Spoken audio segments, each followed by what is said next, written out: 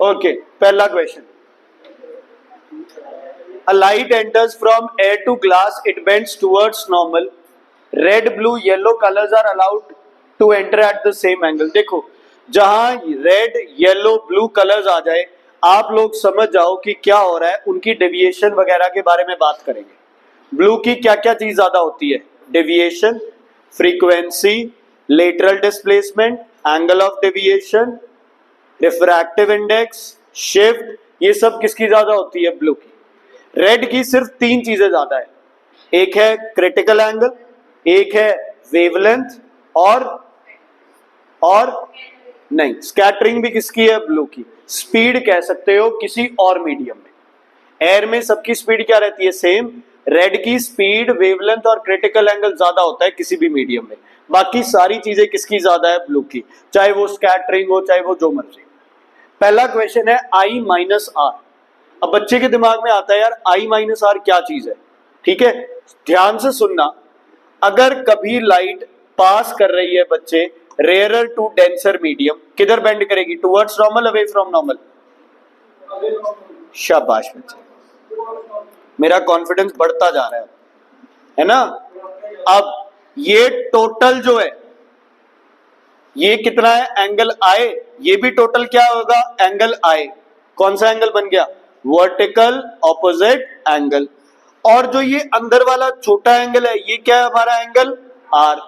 तो आई minus are कौन सा एंगल हो गया, एंगल ऑफ डेविएशन। कौन सा हो गया, एंगल ऑफ डेविएशन, ठीक है। चाहे आपके पास आर माइनस आई आए, चाहे आई माइनस आर आए, ये आएगा जब रे जा रही है रेयरर टू डेंसर, ये आएगा जब रे जा रही है डेंसर टू रेयरर। इन दोनों का मतलब है एंगल ऑफ डेविएशन। समझ आ गई। अब मान लो रेयरर मीडियम है, ठीक है, अगर एंट्री हो रही है रेयरर मीडियम में तो एंगल ऑफ इंसिडेंस क्या होगा, बड़ा। अगर एंट्री हो रही है डेंसर मीडियम से तो एंगल ऑफ इंसिडेंस क्या होगा, छोटा। क्लियर है बेटा, ठीक है। अब तुम बताओ I माइनस आर मतलब डेविएशन किसकी ज्यादा होगी, बोलो। ग्रीन, रेड, ब्लू, येलो, बाकियों पे तो दिमाग ही नहीं लगाना है, सिर्फ दो ऑप्शन है, रेड और ब्लू। किसकी डेविएशन ज्यादा होगी, ब्लू की, ठीक है बच्चे। ओके, अगला क्वेश्चन आता है, when a light passes through a triangular prism it is observed that for two angle of incidence angle of deviation is same। सही है गलत, ये कह रहा है अगर एंगल ऑफ डेविएशन मान लो 30 है, इंसिडेंस है 32, इमर्जेंस है मान लो 45, तो ये कह रहा है एक और एंगल ऑफ इंसिडेंस के लिए भी सेम आएगा एंगल ऑफ डेविएशन। किसके लिए आएगा बोलो, किसके लिए, 45, और इमर्जेंस क्या होगा 32। मोक्षा क्यों नहीं आई आज,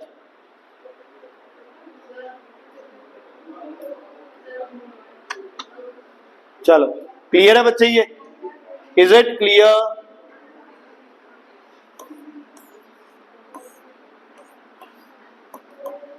ये क्या होता है एंगल ऑफ इंसिडेंस, ये क्या होता है एंगल ऑफ इमरजेंस। इधर से जा रहे हो तो ये इंसिडेंस है, इधर से आ रहे हो तो ये इंसिडेंस है। तो सेम एंगल ऑफ डेविएशन कितने एंगल ऑफ इंसिडेंस के लिए होता है, दो के लिए। तो क्या पहली स्टेटमेंट सही है बच्चे। दूसरी स्टेटमेंट कह रही है according to principle of reversibility, तो ये भी सही है। और ये आई ई दोनों सेम किसकी वजह से होते हैं, principle of reversibility. A is true, R is true and R is a correct reason for A, R is a correct reason for A. Clear है बेटा। तो किसका डायग्राम में, ये वाला, तो इधर से आ रहे हैं तो भी ये होगा, इधर से आ रहे हैं तो भी ये होगा। हमेशा एंगल कौन से वाला लेते हैं, कम वाला या ज्यादा वाला। दो लाइनों के बीच में दो एंगल बन रहे हैं, कम वाला एंगल लोगे, ज्यादा कम वाला एंगल। ओके, देखो बच्चे ये क्वेश्चन सुनो ध्यान से। पहला, कन्वेक्स लेंस, रे किधर जानी चाहिए थी, नीचे, तो पहला ऑप्शन गलत है। पहला ऑप्शन क्या है बच्चे, पहला ऑप्शन क्या है, गलत है। अब आते हैं बी ऑप्शन पे। बी ऑप्शन कह रहा है कौन सा मिरर है आपके, लेंस है आपके पास कॉनकेव, कोई लाइट लगी और प्रिंसिपल एक्सिस से दूर चली गई, तो सही है ऑप्शन। कॉनकेव में लेंस क्या करता है, लाइट लगती है और प्रिंसिपल एक्सिस से कहां जाती है, दूर। तो लाइट सीधी जानी थी, प्रिंसिपल एक्सिस से दूर चली गई। अगर यही लाइट कन्वेक्स में लगती तो लाइट किधर आती, नीचे की तरफ आती। चलो दो ऑप्शन तो सही हो गए, डी ऑप्शन गलत क्यों है? कॉनकेव है, दूर जानी चाहिए थी, तो डी भी क्या हो गया, गलत हो गया। अब पंगा पड़ता है कौन से ऑप्शन का, सी का।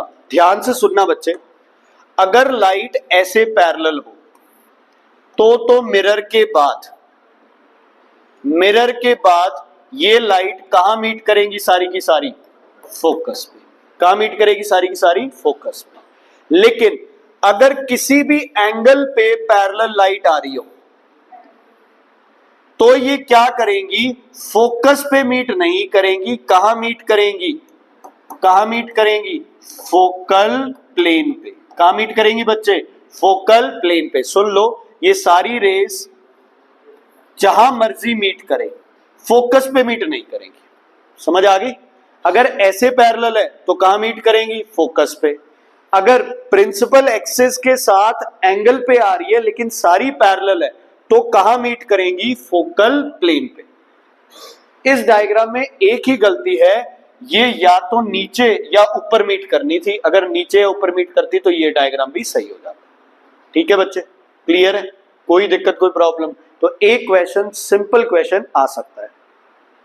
चलो अच्छा, अब आपको एक चीज याद है, वेलोसिटी रेशियो कैसे निकालते थे? कितनी स्ट्रिंग्स लोड को सपोर्ट कर रही है, कितनी स्ट्रिंग्स लोड को क्या कर रही है, सपोर्ट कर रही है। चलो पहली पुली का बोलो कितना होगा वेलोसिटी रेशियो, लोड को कितनी स्ट्रिंग सपोर्ट कर रही है, 1 2 3। लोड वाली पुली कौन सी है, ये है ना।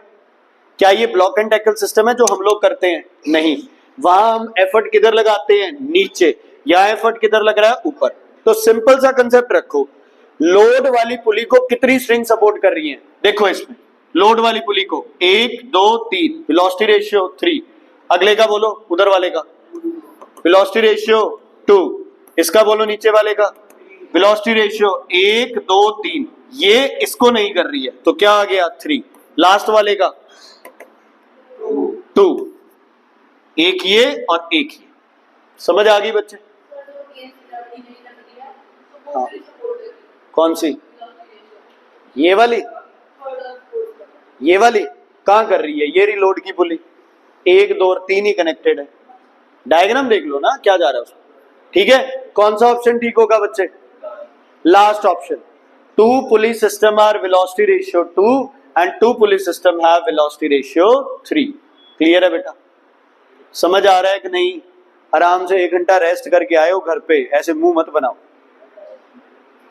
ओके, बोलो जी, पी कौन सा मूवमेंट करेगा, क्लॉकवाइज एंटी क्लॉकवाइज? उधर देखो, पी का movement clockwise anti clockwise?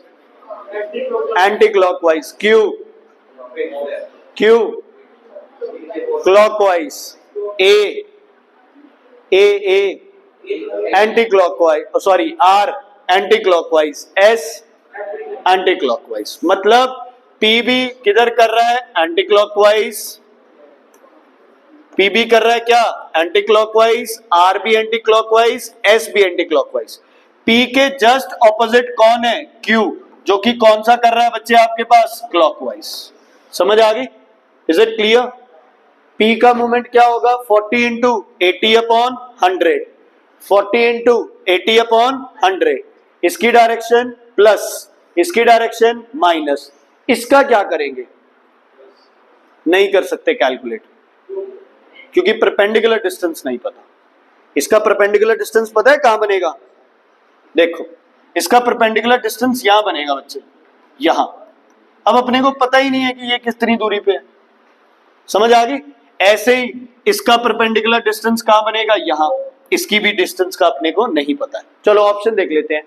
P and S have opposite movement, P and S have opposite movement, नहीं, सेम है।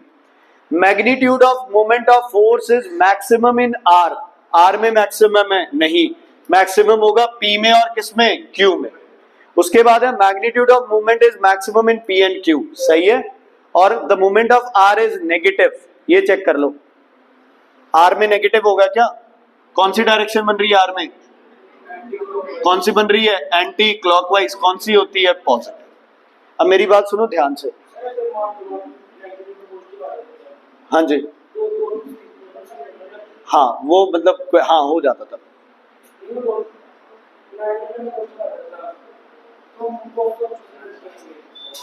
नेगेटिव की जगह फिर तो यार एक सही होगा ना, फिर दोनों ऑप्शन सही है, ऐसे थोड़ी टीचर करे, फिर इसको गलत कर देगा टीचर। भाई ऑप्शन तो एक ही सही होगा, दो सही हो जाएंगे तो फिर वो जो पहले सही था उसको टीचर गलत कर देगा। देखो अगर तुमने देखा हो हर पेपर में तुम्हें ये क्वेश्चन मिला है क्लॉकवाइज का और एंटी क्लॉकवाइज का, मिला है ना हर पेपर में। कई बार तो पॉजिटिव नेगेटिव क्वेश्चन आ जाता है, कई बार ऐसे क्वेश्चन। अब इसको डिफिकल्ट मानते हैं क्वेश्चन को, लेकिन थोड़ा सा सोच के करोगे बच्चे क्वेश्चन ईजी है। ओके, अब है ये क्वेश्चन आपके पास क्या गिवन है, कोण गिवन है। क्या गिवन है, कोण। हाइट कितनी गिवन है कोण की, बोलो 12। कितनी गिवन है, 12। अगर सॉलिड कोण है तो नीचे से हाइट कितनी होनी चाहिए सेंटर ऑफ ग्रेविटी की, h/4 कितनी, 3 सेंटीमीटर। ऊपर से कितनी होनी चाहिए, 9 सेंटीमीटर। ये समझ आया या नहीं। टोटल हाइट कितनी है, 12। सॉलिड कोन का सेंटर ऑफ ग्रेविटी क्या होता है, h/4। तो नीचे से h/4, 12/4 3, ऊपर से 12 - 3 9। अगर मेरा कोन ये जो है ये है हॉलो, तो बच्चे h/3 मतलब नीचे से कितना 4, ऊपर से कितना 8 सेंटीमीटर। चेक करो क्या है question. Which of these cones is completely solid. कौन सा है सॉलिड बच्चे इसमें से, ऊपर से हाइट कितनी होनी चाहिए 9, तो कौन सा ऑप्शन है, ए। अगर हॉलो पूछते तो ऊपर से ऑप्शन क्या आता, 8, तो कौन सा ऑप्शन होता, बी। ये दोनों तो ऑप्शन में नहीं है। ज्यादातर बच्चों ने ये ऑप्शन चूज करना है, क्यों, h/, क्या करना है 4, आंसर क्या आ जाना है 3, और मुंह उठा के इसको मार्क कर देना है। नीचे से 3 है, ऊपर से 3 नहीं। क्लियर है बेटा, डन। मोक्षा ज्यादा लंबी नींद होगी थी बेटा।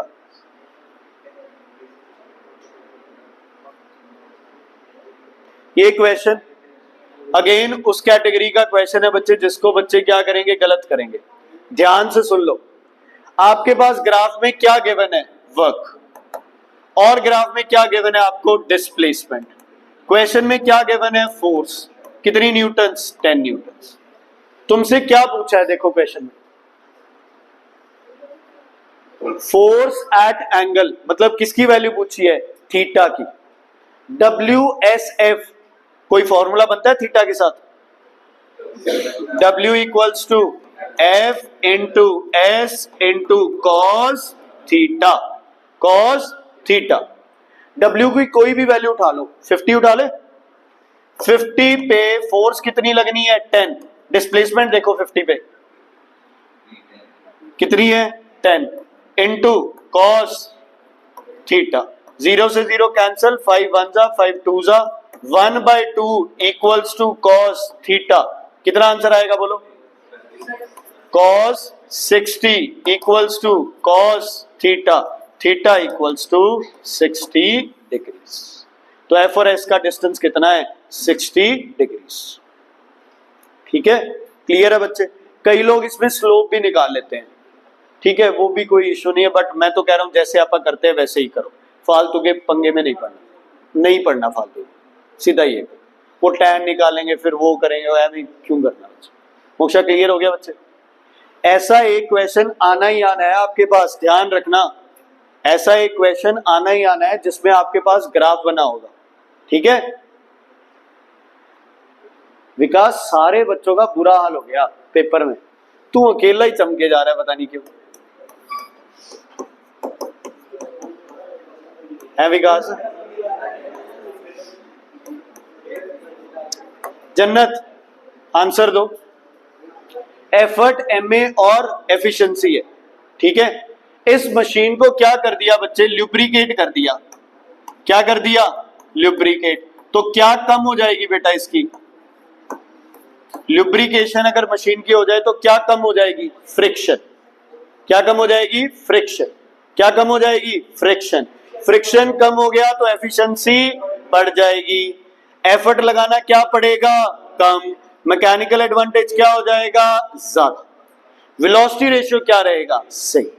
दोबारा बता रहा हूं, अगर किसी मशीन को लुब्रिकेट कर दिया गया, अगर उसकी पुली का वेट कम कर दिया गया, तो फ्रिक्शन क्या हो जाएगी, कम। फ्रिक्शन कम तो एफर्ट क्या लगेगा, कम। मैकेनिकल एडवांटेज किसके बराबर होता है, लोड अपॉन एफर्ट। एफर्ट कम तो एमए ज्यादा। एफिशिएंसी किसके बराबर होती है, एमए अपॉन वीआर। तो एमए ज्यादा तो एफिशिएंसी भी ज्यादा। देखो कौन सा ऑप्शन सही है। सी ऑप्शन कह रहा है कि this is greater than this, तो ये सही है। ए ऑप्शन कह रहा है ये बड़ा है, नहीं। बी ऑप्शन कह रहा है ये बड़ा है, नहीं। सी ऑप्शन सही है और डी कह रहा है दोनों बराबर है, ल्यूब्रिकेशन कम होने से बराबर नहीं रहे। ठीक है बच्चे, क्लियर है, ओके। उसके बाद आपके पास ये आता है बच्चे, देखो मेरे हिसाब से ये दोनों सही है, इसको मैं दोबारा यार चेक कर देता हूं। For a glass block I versus R graph is a straight line. ठीक है, अगर ग्लास स्लैब का आप I और R बनाओ तो वो क्या बनेगा, स्ट्रेट लाइन। ठीक है, when a ray of light undergoes refraction, तो एक रिफ्रैक्शन का लॉ होता है, कौन सा लॉ है, स्नेल्स लॉ, जो कि कहता है क्या बच्चे, sine I upon sine R equals to constant, equals to constant. देखो वैसे तो साइन I और साइन R का ग्राफ होता है ना, वो स्ट्रेट लाइन होता है। किसका बच्चे, साइन I और साइन R का ग्राफ जो होगा वो स्ट्रेट लाइन होगा। तो अगर उसके हिसाब से देखा जाए तो पहला ऑप्शन गलत है, क्योंकि यहां क्या आना चाहिए था, for a glass block the graph between sine of I and sine of R is a straight line. समझ आ गई बच्चे, I और E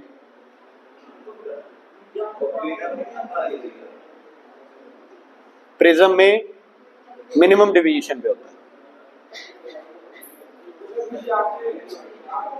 बेटा बातें क्यों कर रहे हो यार, वो कुछ पूछ रहा है, क्या पता वो पेपर में आता हो कोई चीजें। हाँ जी बेटा, मैं ये शो कर रहा हूं भाई, I बढ़ रहा है ना जितना, उसी हिसाब से R बढ़ता रहेगा। मान ले I है आपका 10, 20, 30, R 5, 5 बढ़ रहा हो, लेकिन बराबर में बढ़ रहा है। लेकिन मैं आपको ये कह रहा हूं, इसके आपको फिर दोबारा मैं इसकी क्लैरिफिकेशन करके दे दूंगा भाई एग्जैक्टली क्या लिखना है। वैसे आना चाहिए था, for a glass block sine I versus sine R is a straight line. तो I versus R is not a straight line, इसको आप एक बार क्या करेंगे, क्रॉस। रीजन है when a ray of light undergoes refraction it follows Snell's law, ये सही है। तो असर्शन गलत है और रीजन इसका क्या है, सही है बच्चे। Snell's law, sine I upon R is always constant. Refraction के दो लॉ होते हैं, रिफ्रैक्टेड इंसिडेंट और वो एक स्नेल्स लॉ। ठीक है, पहला गलत क्यों है बेटा, बताओ पहला क्यों गलत है, क्या आना चाहिए था, sine I versus sine R।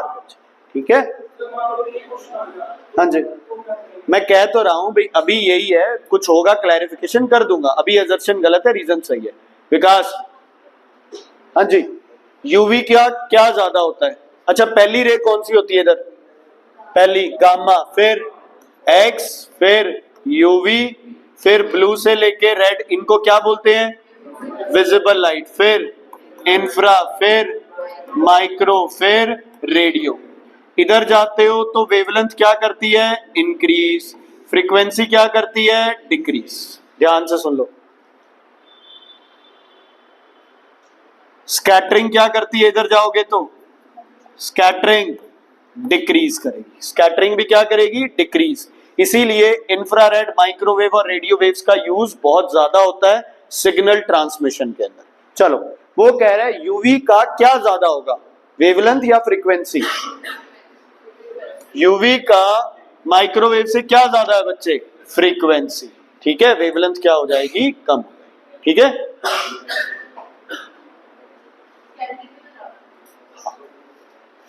हाँ जी, Sumit, a teenager enjoys playing his music loudly, however his grandmother constantly lowers the volume of music player loudly। loudness कौन सी प्रॉपर्टी साथ होगी, एम्पलीट्यूड का स्क्वायर। चलो, identify which characteristics of sound has been altered when grandmother reduces। बताओ, PS, SR, RQ, कौन यार, amplitude कौन show कर रहा है, क्यू आर या कौन आर क्यू, जो भी है, तो कौन कम हो जाएगा, आर क्यू या क्यू आर। समझ आ गई। लेकिन जब बच्चा इसको पेपर में देखता है ना तो ये लगता है यार ऐसे थोड़ी होगा, कोई कैलकुलेशन होती होगी, कुछ स्क्वायर वगैरह होता होगा। सीधा है, the length of Q R becomes less. Wavelength होती तो क्या बोलते आप, वेवलेंथ कम ज्यादा होती तो पी आर, वेवलेंथ होती तो क्या बोलते आप, पी आर, क्योंकि फ्रीक्वेंसी का यार टाइम पीरियड कम करना था। फ्रीक्वेंसी अगर बढ़ानी है तो टाइम पीरियड कम कर दो, फिर यहाँ डिस्टेंस नहीं होगा, यहाँ टाइम लिखा होगा और वो टाइम कम कर दो, फ्रीक्वेंसी बढ़ जाएगी। ये वाला क्वेश्चन 99% बच्चे गलत करेंगे, 99.99 बच्चे गलत करेंगे। इस क्लास में जितने बच्चे बैठे हैं ना, मुझे छोड़ के सारे गलत करेंगे, गारंटी है इसकी। चलो बोलो क्या गिवन है, कितना है बच्चे, 10 ग्राम। और क्या गिवन है, हीट कितना बच्चे, 120 जूल। और क्या गिवन है, डेल्टा टी कितना, 10 डिग्री सेल्सियस। ओके, पहली स्टेटमेंट क्या है, हीट कैपेसिटी, दूसरी क्या है, स्पेसिफिक हीट कैपेसिटी। पहले निकाल लें, कौन सा फॉर्मूला लगाऊं, Q equals to M C delta T, 0 से 0 कैंसल, 1.2 सही है। जूल पर केल्विन है, डिग्री केल्विन एक ही बात है, केल्विन और डिग्री हो एक ही आनी है वैल्यू तो बेटा। Delta T in degree and delta T in kelvin is one and the same thing, difference same. बेटा दूसरी स्टेटमेंट सही है या गलत है, सही है या गलत है, सही है। ओके, पहली statement heat capacity, formula m into small C, m कितना है बेटा 10, स्मॉल सी कितना है 1.2, आंसर क्या आ गया 12, सही है पहली स्टेटमेंट। क्यों, वेरी पहली स्टेटमेंट गलत है, क्यों, यूनिट गलत है बच्चे। पहली स्टेटमेंट, यूनिट क्या होता है हीट कैपेसिटी का, जूल पर केल्विन या जूल पर डिग्री सेल्सियस।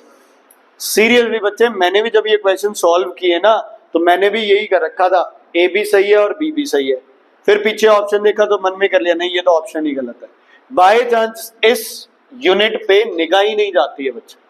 ये क्वेश्चन मेनली तुम्हारा क्या चेक कर रहा है कि तुम्हें यूनिट्स आते हैं या नहीं आते। पहली स्टेटमेंट सब कुछ सही है, सिर्फ क्या गलत है, यूनिट। दूसरी स्टेटमेंट पूरी सही है। क्लियर है बच्चे। तो ऐसी छोटी छोटी चीजों का ध्यान रखना है पेपर में। थोड़ा सा टफ क्वेश्चन है पर ध्यान से सुनोगे तो हो जाएगा। क्या गिवन है आपको, रेजिस्टिविटी। रेजिस्टिविटी गिवन हो तो रेजिस्टेंस निकालना आता है, क्या होता है formula, resistance equals to resistivity L by A। ठीक है, रेजिस्टेंस का फॉर्मूला क्या होता है, रेजिस्टिविटी L बाय A। चलो इधर आप कर रहे हैं बच्चे गोल्ड और इधर कर रहे हैं प्लैटिनम। बोलो पहली स्टेटमेंट क्या कह रही है, पहली स्टेटमेंट क्या कह रही है, बोल दो। 5 मीटर्स ऑफ प्लैटिनम वायर, तो लेंथ कितनी लेनी है 5 मीटर्स, और रेजिस्टिविटी कितनी है इसकी 10.5 इंटू 10 रेज़ टू पावर -8। चलो एरिया दोनों का क्या ले लेते हैं आपस, सेम ले लेते हैं क्योंकि नहीं गिवन है ना अभी कुछ। ओके, अब गोल्ड की बात करते हैं। R इक्वल्स टू, गोल्ड की रेजिस्टिविटी कितनी है बच्चे 2.1 इंटू बोलो 10 रेज़ टू पावर -8, लेंथ कितनी दे रखी है 1 अपॉन A। देखो पहली स्टेटमेंट सही है या गलत।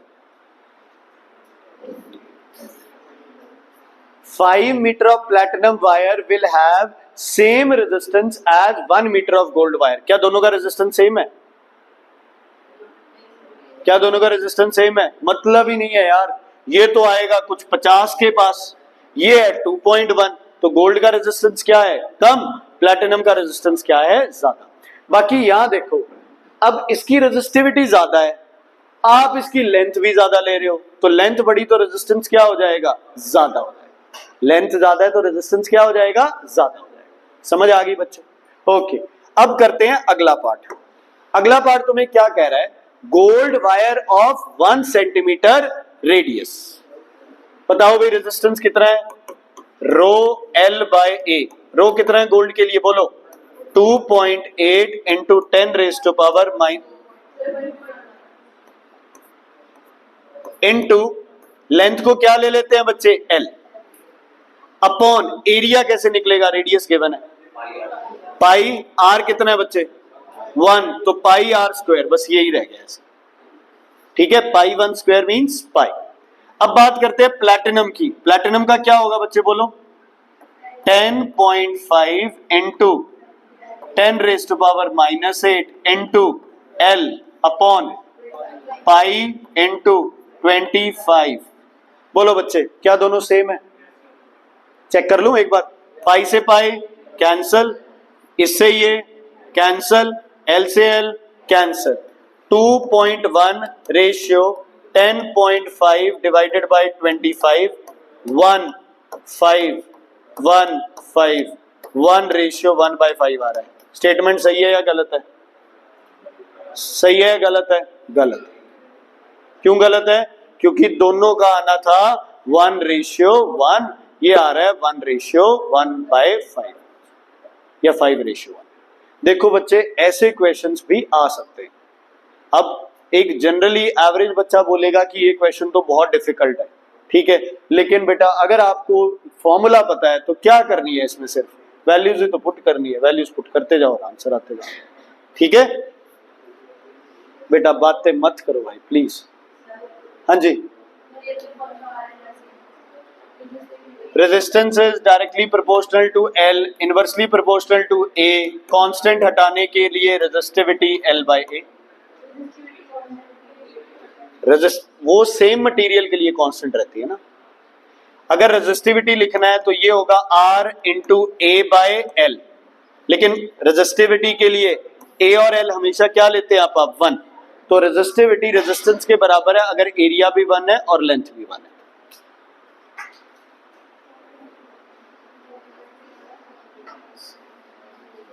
खुशी, आरसीसी के पास एक बोर्ड लगा हुआ है, जाते हुए देखना। उसमें फोटो ऊपर चाहिए कि बिल्कुल नीचे चाहिए? है ना, तो पढ़ लो। हाँ जी बच्चे, पढ़ो पहला क्वेश्चन, पहली स्टेटमेंट पढ़ो। A switch will serve the purpose of making and breaking a circuit when connected in neutral wire. अगर आप स्विच को न्यूट्रल वायर में लगा दोगे तो भी सर्किट ऑन या ऑफ हो जाएगा। गलत या सही? सही है भाई। करना लाइव वायर में चाहिए, लेकिन अगर न्यूट्रल में करेंगे तो भी तो सर्किट टूट जाएगा। यस और नो? यस और नो? ठीक है, तो न्यूट्रल वायर में स्विच लगा सकते हैं, न्यूट्रल वायर में फ्यूज लगा सकते हैं, ऑन ऑफ सर्किट होगा, लेकिन यूजफुल नहीं है। क्यों?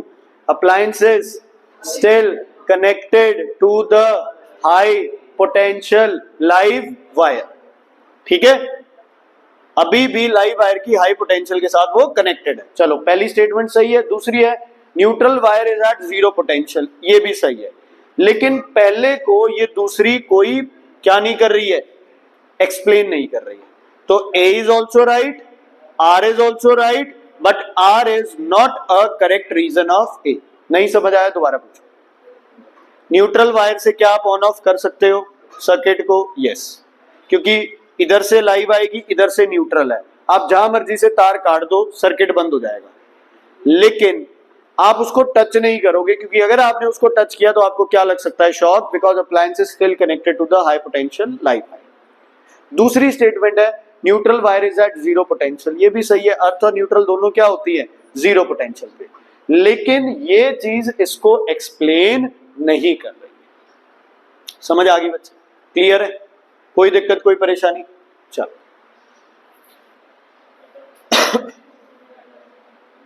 दिख रहा है बच्चे ये अच्छे से?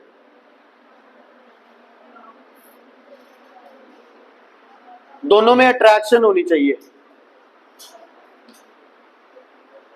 किसमें?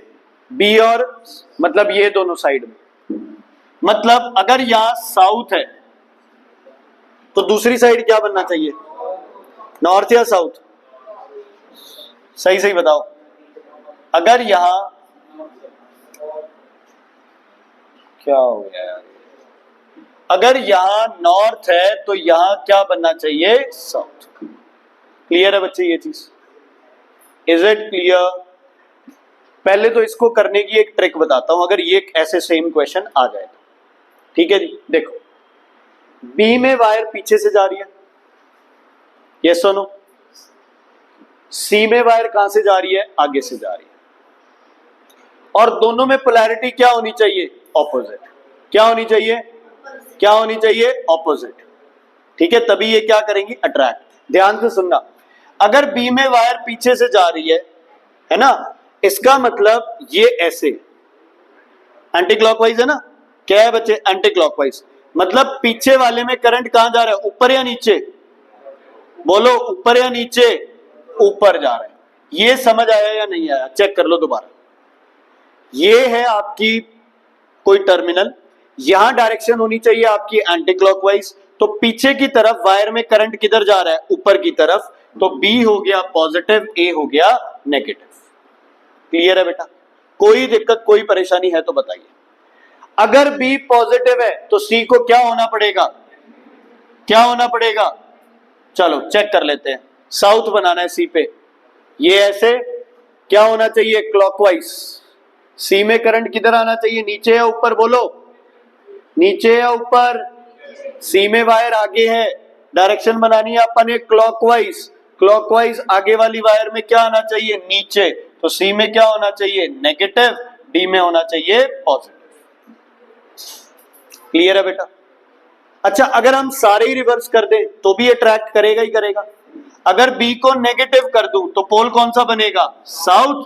इसको पॉजिटिव कर दूं तो पोल कौन सा बनेगा? नॉर्थ।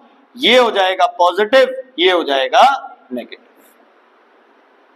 ठीक है, एक चीज गौर से देखो, इधर बी और डी सेम है, पोलैरिटी है, और बी वाली साइड और डी वाली साइड वायर की पोजीशन भी सेम है।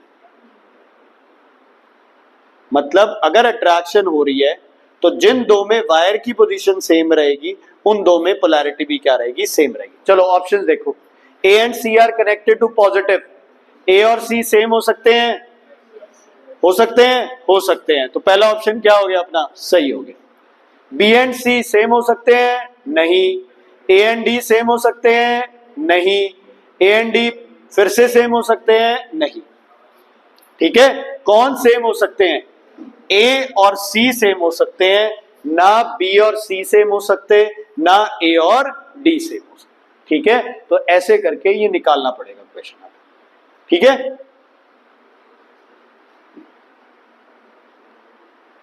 ये तो कर दो भाई।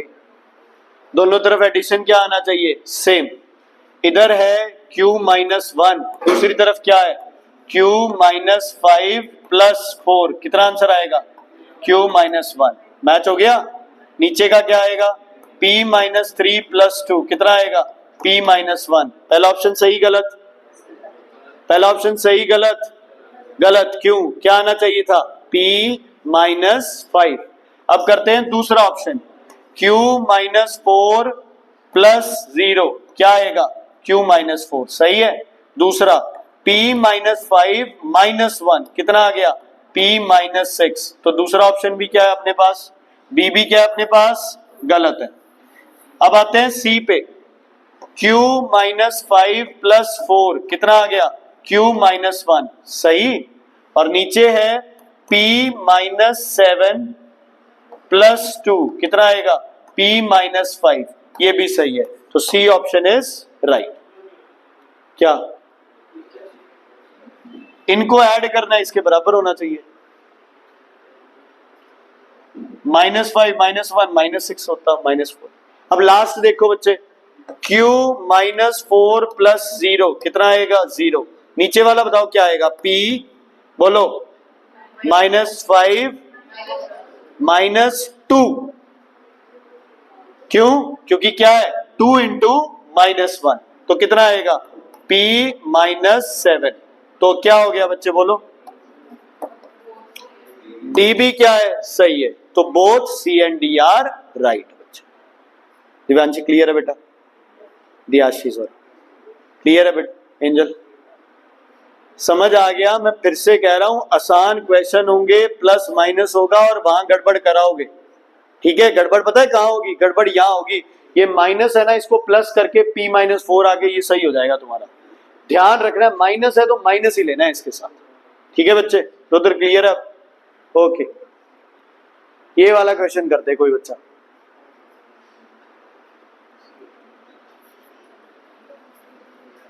करो।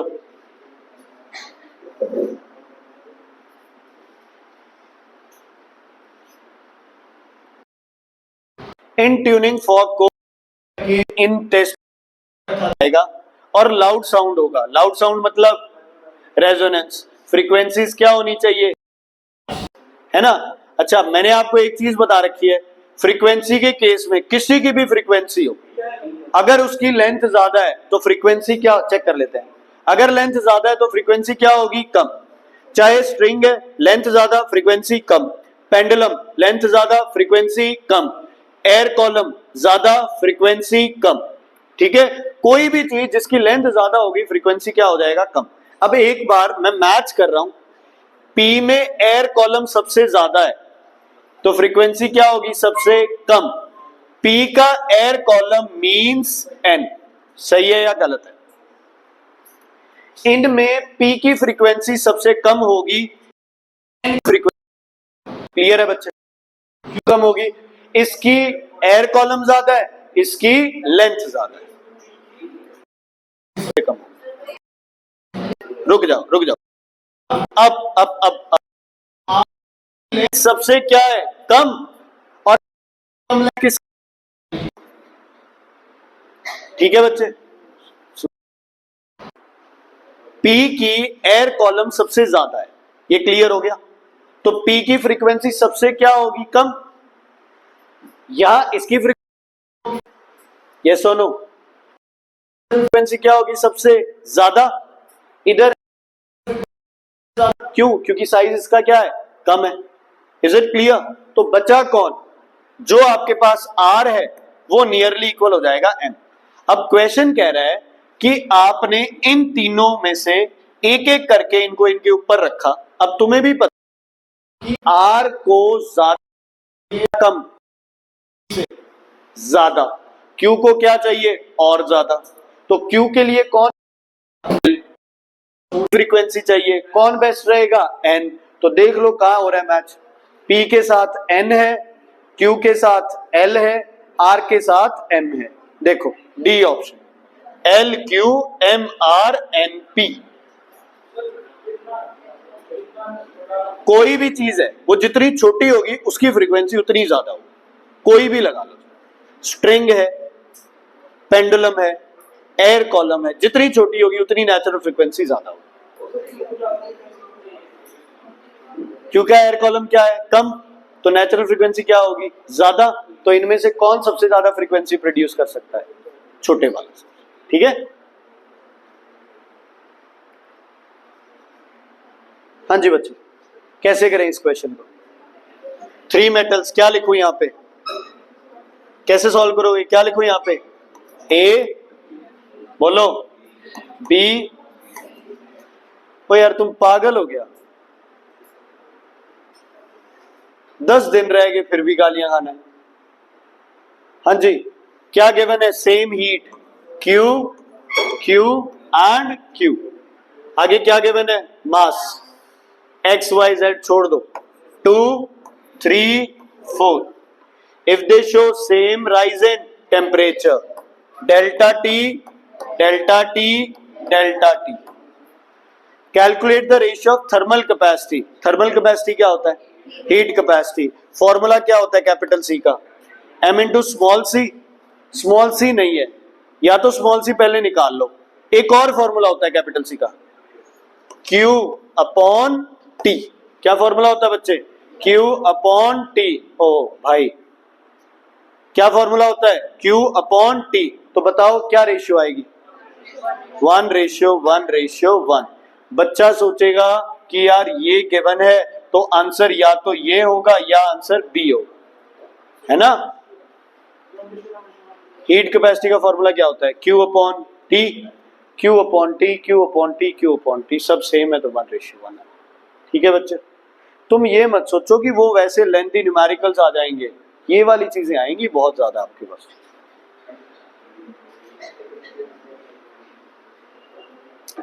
क्या गिवन है देखो, 3 वायर गिवन है, वायर की क्या क्या चीजें गिवन है? लेंथ और डायामीटर। निकालना क्या है? रेजिस्टेंस। कोई फॉर्मूला पता है लेंथ डायामीटर का रेजिस्टेंस निकालने का? Resistance equals to resistivity L upon A। अब सारी वायर सेम मटेरियल की है तो रेजिस्टिविटी हर जगह क्या रहेगा? सेम। चलो पहले का रेजिस्टेंस बताओ कितना होगा? रो। लेंथ कितनी है बच्चे? अंधे हो गूंगे हो क्या हो? L। हाँ जी। रेडियस कितना है? कितना? D। तो पाई D स्क्वायर क्या बन गया? पाई सॉरी रो L पाई D स्क्वायर। चलो दूसरे के लिए बताओ, रो इंटू L डायरेक्ट कर दूं? 3 रो L अपॉन पाई D/2, तो D स्क्वायर इंटू 4 कितना आ गया? 12 रो L upon pi D square. Clear है बच्चे? लेंथ 3 है बच्चे और डायमीटर हाफ कर दिया D का। ओके अगला बच्चे बोलो। 2 है, 2 रो L upon pi D square, और लास्ट बोलो रो L upon pi D square into 4, पाई D स्क्वायर इंटू 4। ठीक है, तुम्हें कौन सा ऑर्डर पूछा है बच्चे वहां पे? Increasing order. तो सबसे छोटा कौन है इनमें? ये। इससे बड़ा कौन है? ये। उससे बड़ा कौन है? ये। और सबसे बड़ा कौन है? ये। तो जो भी सीक्वेंस बन रहा है उस हिसाब से। ठीक है, जैसे ये क्या था? ए, ये था बी, ये था सी और ये था डी। तो सबसे पहले कौन आएगा? ए, फिर आएगा सी, फिर आएगा डी और फिर आएगा बी। बी ऑप्शन से। ठीक है, अब तुम एक चीज बताओ, इसी टॉपिक पे कितने क्वेश्चन हो गए? 2 क्वेश्चन आ गए ना, 2 क्वेश्चन। अब आपा पढ़े जा रहे हैं फ्यूज किसका हो? ए की सबसे ज्यादा होगी।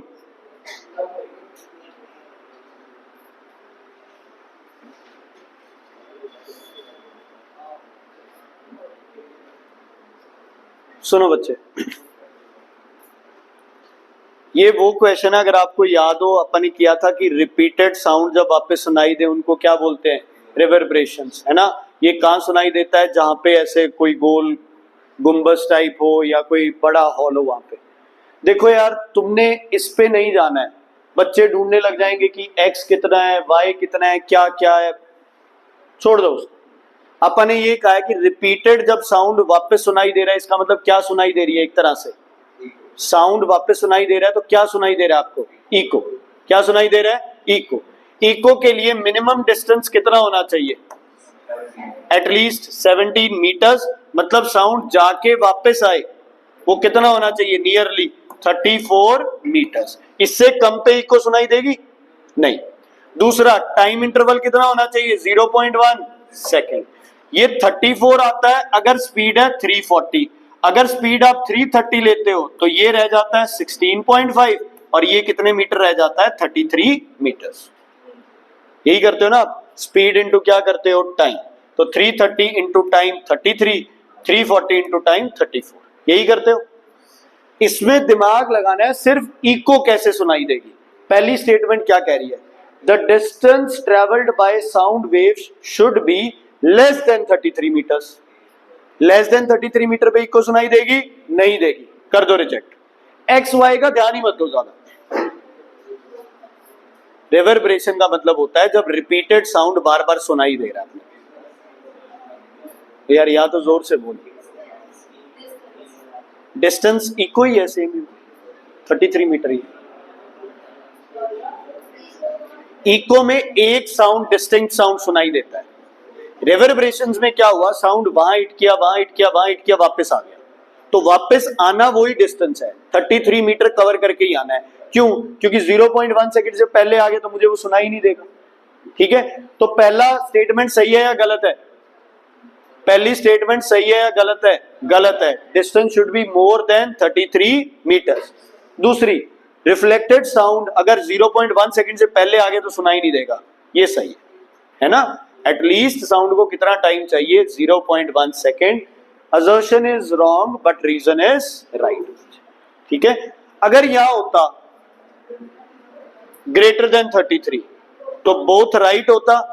अच्छा, क्या रीजन करेक्ट एक्सप्लेनेशन होता? यस, क्योंकि 33 मीटर तभी आता है जब ये 0.1 सेकंड। ठीक है, क्योंकि स्पीड क्या होगी? 330, टाइम क्या लेंगे? 0.1, आंसर कितने मीटर आ जाएगा? 33 मीटर। ठीक है बच्चे, रुद्र प्लीज यार इन दोनों को पढ़ने दे, तू इधर आ जा, इस पे आ जा, कोई बात नहीं, तू इधर आ जा, मान ले बात, इधर चेयर पे आ जा।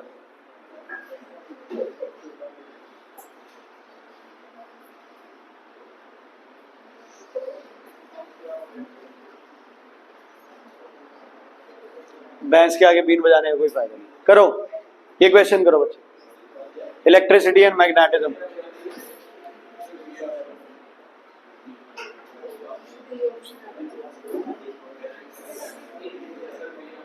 एक मैग्नेटिक कंपास पड़ी है एक रूम में। देखो यार, मैग्नेटिक कंपास पे मूवमेंट होती है सिर्फ दो वजह से, एक अगर कोई मैग्नेट पड़ा हो, दूसरा अगर कोई वायर से क्या पास कर रहा हो, करंट, क्योंकि जिस वायर से करंट पास करता है वो भी क्या बन जाती है? एक तरह से मैग्नेट। तो कौन सा ऑप्शन सही होगा? बी।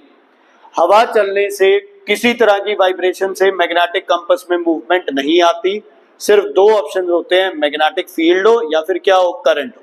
एक क्वेश्चन और आता है, एसी लगा हुआ है, एसी की वायरिंग का कैसे पता चलेगा? मैग्नेटिक कंपास को वॉल पे मूव कराओ, जहां डिफ्लेक्शन आ रही है वहां एसी की वायर है, एसी नहीं कोई भी वायर। टू सब्सटेंस, क्या लिखूं यहां पे? A and B have the same mass m m। substance A has higher specific heat capacity than B, तो B अच्छा क्या होगा? B अच्छा क्या होगा? कंडक्टर। B का टेम्परेचर राइज क्या करेगा? ज्यादा करेगा, है ना? स्पेसिफिक हीट कैपेसिटी कम है तो टेम्परेचर राइज क्या करेगा? ज्यादा। क्या करेगा टेम्परेचर राइज? इधर कर लेना, टेम्परेचर राइज क्या करेगा? ज्यादा। और कंडक्टर होगा। कूलेंट आ जाए तो कौन होगा? ए होगा। चलो मैंने ये लिख तो दिया, पर पता नहीं क्वेश्चन क्या है। What consequences would you expect when these substances are subjected to same amount of heat? दोनों को सेम हीट देंगे तो इसका टेम्परेचर ज्यादा राइज करेगा। तो कोई ऑप्शन है शायद इसमें, ये रहा, A will experience smaller temperature change than B। ठीक है बेटा, जितनी हीट स्पेसिफिक हीट कैपेसिटी कम होगी उतना टेम्परेचर राइज क्या करेगा? ज्यादा। वाटर की स्पेसिफिक हीट कैपेसिटी ज्यादा होती है तो वाटर का टेम्परेचर जल्दी से राइज नहीं करता। तो ये ऑप्शन आएगा कि ए में टेम्परेचर राइज छोटा होगा, बी में टेम्परेचर राइज ज्यादा। ठीक है, तुम ही बताओ इसको।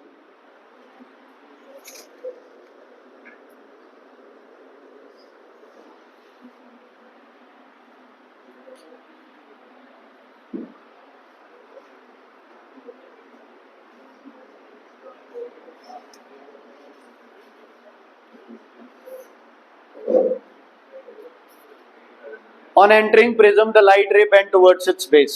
सही है।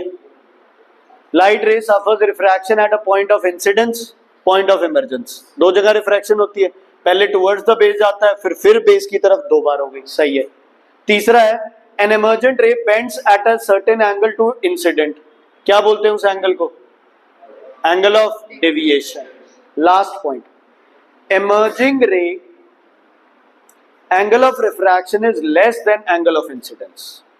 लाइट कहां से कहां जा रही है? निकलते हुए वापस। प्रिज्म से जब लाइट निकल रही है तो कहां से कहां जा रही है? Denser to rarer. तो एंगल ऑफ इंसिडेंस कौन से में होगा? डेंसर में, रेयरर में? डेंसर में। रिफ्रैक्शन कहां होगा? रेयरर में। रिफ्रैक्शन की वैल्यू रेयरर में ज्यादा होती है कम? ज्यादा। तो क्या ये सही है या गलत है? गलत है।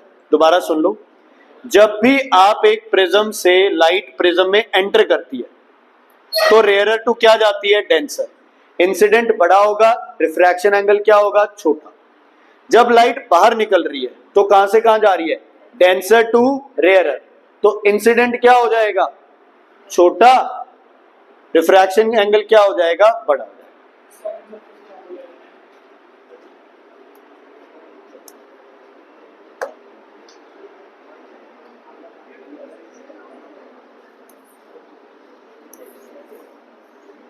ठीक है बेटा, इधर सुनो, सुनो इधर।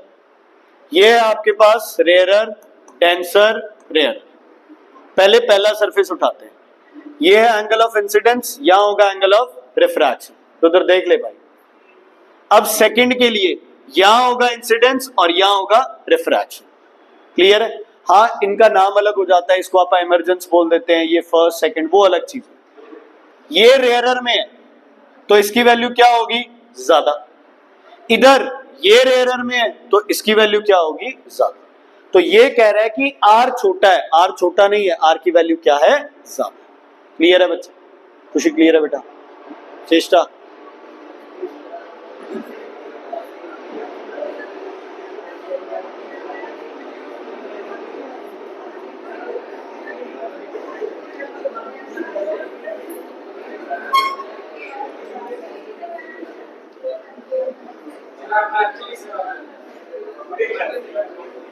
इस पे तो उसकी बात याद आता है, रितेश की। रितेश की, रितेश ने नहीं बोला था उस लड़के को? तो तेरे ग्रुप में नहीं था, इनके ग्रुप में था। हाँ जी सुनो, लिसन। पारुल सुनो, कुछ नहीं बोला, करो इस क्वेश्चन। एक बॉल है जिसके ऊपर आपने रिंग रख दी है और उसको क्या कर रहे हो आप? रोटेट कर रहे हो। किस डायरेक्शन में है बच्चे रोटेशन? किस डायरेक्शन में है बच्चे rotation? Clockwise direction. Clockwise direction. इनमें से किस पोजीशन पे जब आप इसे उठा दोगे तो बॉल इधर जाएगी? अगर यहां है तो बॉल इधर जाएगी, यहां पे है बॉल तो बॉल इधर जाएगी, यहां है बॉल इधर जाएगी, यहां पे है बॉल इधर जाएगी। तो कौन सा ऑप्शन सही है? C option. क्वेश्चन था, एक बॉल है, उसको आप एक रिंग के अंदर रोटेट करे जा रहे हो, रिंग उठा दी तो बॉल इस पोजीशन में आ गई। ठीक है बच्चे? अब यहां रिंग उठाओगे तो बॉल इधर आएगी क्योंकि क्लॉकवाइज है। गलती पता है क्या होती है? बच्चा सोच लेता है एंटी क्लॉकवाइज और इसको सही ऑप्शन लिख देता है। एंटी क्लॉकवाइज होती तो यही ऑप्शन होता। अब ये वाली बॉल इधर जाएगी, ये वाली बॉल नीचे की तरफ आएगी, ये बॉल इधर। ठीक है?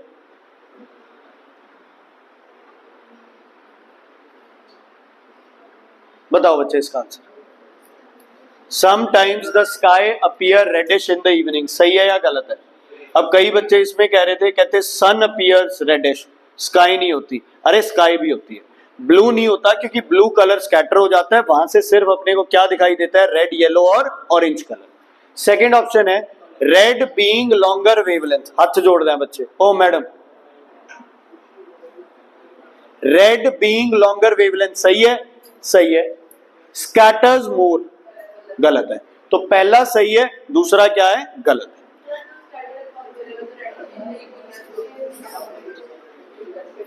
मान लो वहां सूरज है बच्चे, ठीक है?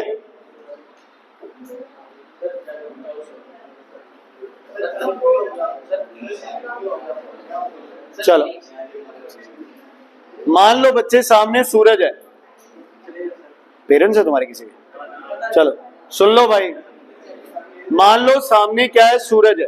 सूरज से लाइट आती है अपने पास, सातों लाइट आती है।